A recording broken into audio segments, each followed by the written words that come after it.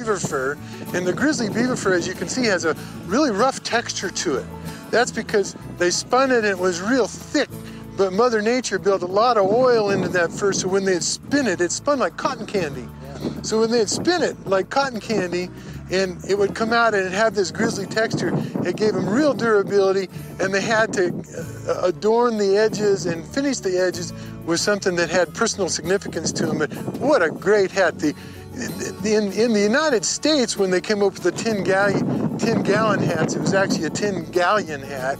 So these particular hats were more of a dress hat originally, and they turned into an all-purpose hat when the West was being settled, as the bowlers and some of the other little fedoras and hats that were being made.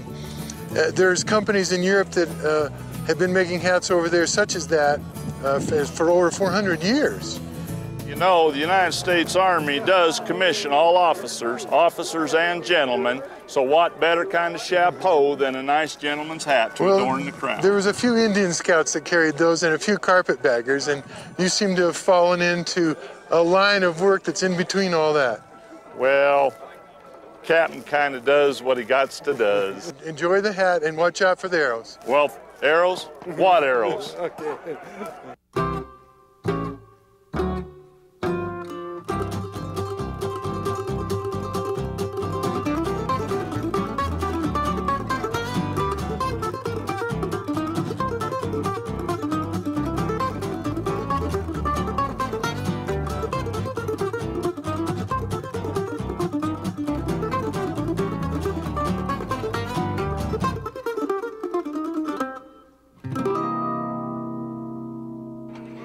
Who is the masked man?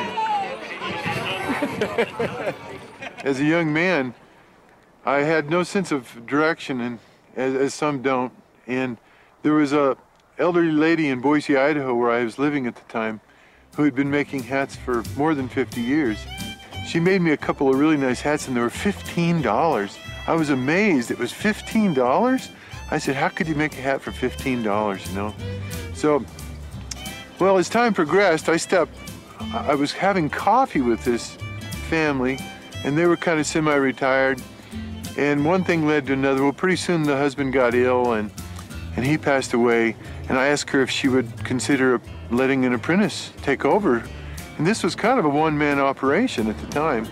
Well, she did after a while, and I apprenticed there, and I fell in love with the artistic and the creativity that came along with trying to create something that fit each individual's personality with that.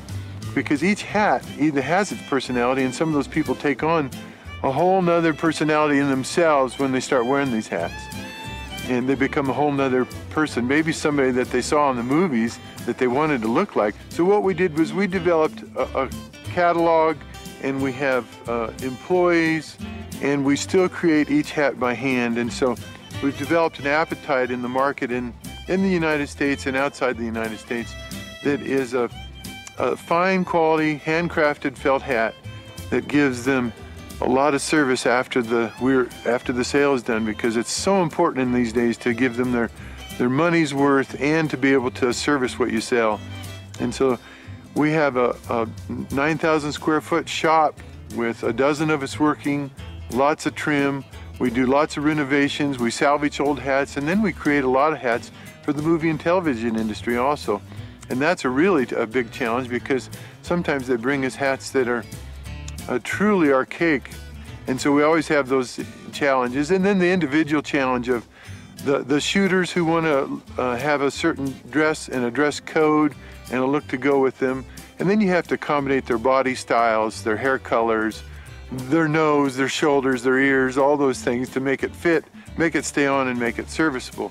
So now we're moving forward into a whole new era in the 21st century, and trying to keep up the old-time sales and service from Rand's Custom Hats into trail is just an amazing project. This is not our first experience, but it's certainly 25 years later, it's one of the largest, 1,000 cowboys, maybe more, plus the excitement of the vendors and the shoots that go on. It's so talent that is unbelievable that comes together at this time of the year, along with their hats and their costumes.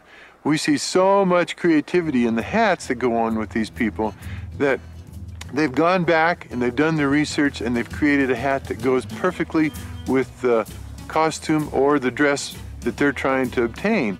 So we get into the derbies, we get into the elegance of the ladies' hats with the pheasant feathers, we get into the old beaver fur hats that have shag and texture on them, we get into the pencil rolls, we get into the big brims, the gunfighter looks, the Doc Holliday looks, the Wild Bill Hickok looks, and all of a sudden you have something that you can't find anywhere else in the United States except coming to Into the Trail with these people that have driven and come from all the United States. They've flown in, they've come in their motorhomes, and if you want to have a great experience, the End of the Trail is someplace that you'll see something you can't see anywhere else. I love these kind of foo-foo, funky hats. You know, they're fun. They make me shoot better, because they look better. With all the rain around here, my hat's a bit tight. But not to worry, Rich Rand's gonna make me a new cowboy hat. The tools of the hat trade are very unique. Can you explain the process of making a hat from scratch? Well, tequila in its simplest form, the fur is a raw piece of material that is, the fur felt itself is just hair that's spun like cotton candy. And that cotton candy then is a raw woven piece of material that starts out, that's how the beginnings of the felt hat is. We use the raw fur and we have it spun by a furrier, and then it's spun into a cone that we use, and the cones itself, as they're put in hot and cold boiling water, they shrink into a manageable piece of material that we can make a hat out of and make the crown and the brim out of. So what we're using is a pure piece of fur in its finest form, and it can be bleached or not bleached, it can be dyed or not dyed. This is an undyed piece of material. And the hair itself starts right from the hair of what Mother Nature has produced for us in its rawest form. None of the fur is wasted. You can use cut hairs, guard hairs. You can use all this material in the processing. The finer fur, which is underneath here that has more oil, and the softer fur is used in the finer felt hats. And so when that is spun, it becomes tighter, softer, denser, more repellent. And then the manufacturing process proceeds from there. Once you've measured them in a custom hat, we measure them with a 1800s device that gives us a little template of their head. Well, that template is transformed into a mold, and we can take that mold and we can actually manipulate that felt by blocking it with old blocks, by stiffening it, by treating it like a fine piece of furniture and making it over to that customer's head size. Part of that is the implementation of a nice leather sweatband to the exact size so they get proper fit. Because everybody's head is so oddly shaped, even though you don't think of your head as being that way, it's so oddly shaped that it's usually long oval, round oval, or irregular oval of some sort. It's not just, if you shaved your head and looked straight down on it, you would be surprised. We're surprised every day. We use antique irons that we've reinvented because there was nobody to make these that gives us the curl and the press to the brim. We use silk linings, we trademark it, we put the customer's name in a leather sweatband. We use raw horsehair products so not to mark the fur when we're dusting the fur off and conditioning the hair. We use water repellent in the fur.